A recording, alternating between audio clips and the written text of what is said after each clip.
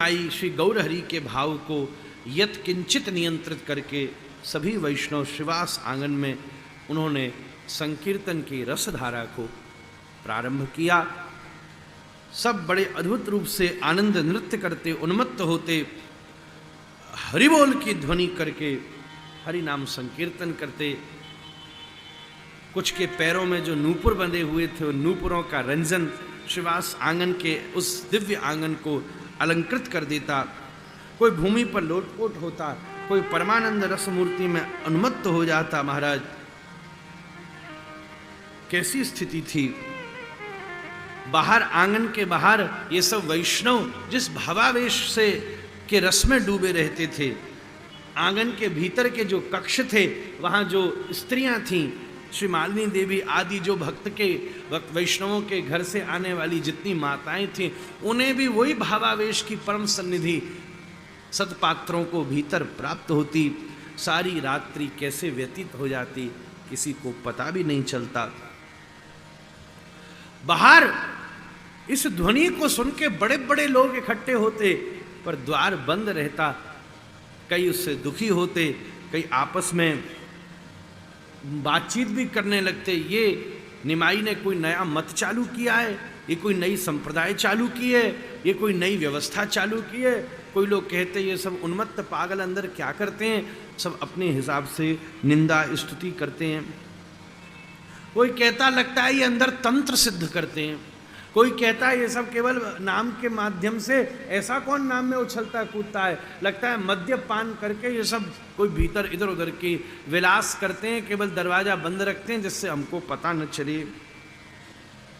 कोई कुछ कहता, कोई कुछ कहता।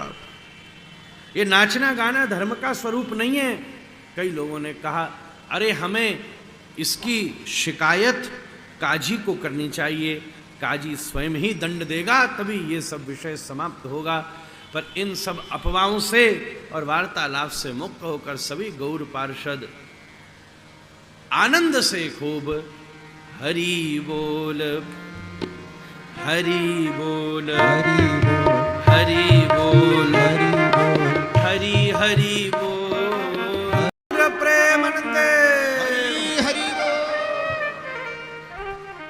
इस प्रकार खूब रस का परमानंद विस्तार श्रीवास आंगन के परम परिवेश में होना प्रारंभ हुआ। खूब कीर्तन का रस होने लगा। महाराज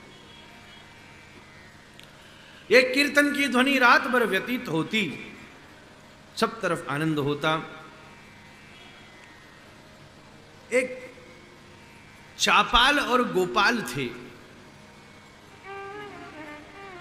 अब इनको मन में ईर्ष्या भी होने लगी, ऐसा कीर्तन होता है। तो इन्होंने क्या किया, श्रीवास आंगन के द्वार के बाहर कुछ तंत्र पूजा की सामग्री रख दी और एक मधुरा से भरा हुआ घड़ा, कुछ मांस आदि इस प्रकार की अभोज्य और कुछ इधर उधर की चीजें ला करके वहां धर दी। और ये अब्बा फैलानी शुरू करी कि ये भीतर कोई कीर्तन नहीं करते, ये कोई नया मत चालू किया, ये सब तंत्र भूत प्रेत सिद्ध करते हैं। महाराज पर एक बात कहूं, जो हरिनाम निष्ठ हो राहुल जी, उसको हर परिस्थिति में हरिनाम ही करना चाहिए। आस पड़ोसों ने जो शिवाजी जी के इस निष्ठा के प्रति जो समझ गए थे, आस पड़ोसी को सब खबर होती है, वो जानते हैं कि श्रीमन महाप्रभु का भावावेश कैसा है। धीरे धीरे धीरे धीरे सुगंध तो फैलती है। शिवाजी जी के प्रति अब उनकी भाव निष्ठा पक्की थी, तो जानने में देर नहीं लगी कि भैया ये चापाल और गोपाल की हुई बात है, जिससे दुनिया में लोग उल्टी सीधी बात कर रहे हैं। किसी ने कुछ कहा नहीं, किसी ने कुछ किया नहीं, पर भैया वैष्णव अपराध का परिणाम बड़ा भयंकर होता है। नामापराध, सेवा अपराध और वैष्णव अपराध। चापाल गोपाल से तो तीनों ही हो गए। महाराज हरिनाम संकीर्तन होता था तो नामापराध भी हो गया। शिवास जी जैसे वैष्णव, तो वैष्णवापराध भी हो गया, सेवापराध भी हो गया। क्यों? क्योंकि श्रीमन महाप्रभु साक्षात श्री हरि भयंकर कोढ़ चापाल और गोपाल के शरीर में हो गया, कोढ़ में भी कीड़े लग गए। घर की स्त्रियों ने घर से निकाल दिया, मोहल्ले वालों ने मोहल्ले से निकाल दिया, ऐसे आदमी को कौन रखे महाराज। और सब कहने लगे ये निश्चित रूप से जो इन्होंने श्रीवास आंगन की भर्त्सना की थी, अपवाद फैलाया था, ये उसी का परिणाम भुगत रहे हैं जिससे ये हुआ महाराज। एक दिन गंगा स्नान करने श्रीमन महाप्रभु जा रहे थे, तो ये दोनों मिल गई और बोले एकदम महाराज, गोपाल बोला, अरे अरे निमाई निमाई भैया, हमारा तो तुम्हारा गांव का संबंध है, इस नाते से हम भैया भैया भी हुए। हमने सुना है कि तुम में बड़ी शक्ति है, आज हम देखना चाहते हैं कि तुम में कितनी शक्ति है, और सच में अगर तुम में शक्ति है तो हमारी व्याधि को दूर करके दिखाओ। महाप्रभु ने देखा ये चापाल गोपाल का अभिमान अभी तक नहीं गया है, एकदम भगवदावेश में क्रोध आ गया, व्याधि दूर करके दिखाओ।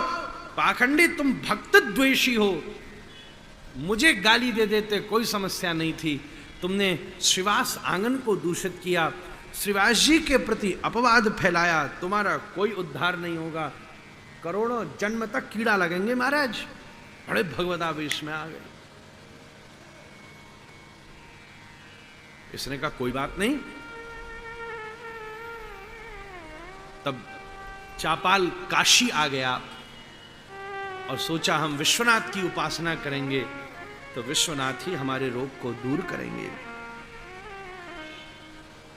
विश्वनाथ की उपासना क्या, विश्वनाथ के द्वार पर चापाल ने धरना दे दिया महाराज, जम के बैठ गया, न खाऊंगा न पीऊंगा न कहीं जाऊंगा न नहाऊंगा, ऐसे ही पड़ा रहूंगा, मेरा रोग दूर करो, रोग दूर करो, रोग दूर करो। भगवान विश्वनाथ भी साक्षात वैष्णवा नाम यथा शंभु है। अरे विश्वनाथ के द्वार पर चापाल धरना दे के बैठ गया। अब जो अड़ जाता है भगवत द्वार पर से कुछ न कुछ तो मिलता ही है महाराज। तब श्री विश्वनाथ ने एक दिन बैठे बैठे धरना देता था, न खाता न पीता न नहाता न जाता न सोता। अब इतने दिन हो गए तो एक दिन बैठे बैठे वहीं पर नींद सी लग गई अपने आप, नींद सी लगी। और इसका धरना फिर भी पक्का था। नींद में स्वप्न में श्री विश्वनाथ प्रकट हो गए और कहा, अरे बावरे, तू देख नहीं पाया पर मेरे द्वार पर पड़ा है तो मैं तुझे संकेत कर देता हूं कि नवद्वीप में श्री गौरांग महाप्रभु के रूप में स्वयं भगवान ही अवतीर्ण हुए हैं। बावरे, तू जाके उनकी शरण ग्रहण कर, तेरा निश्चित रोग दूर हो गई होगा महाराज।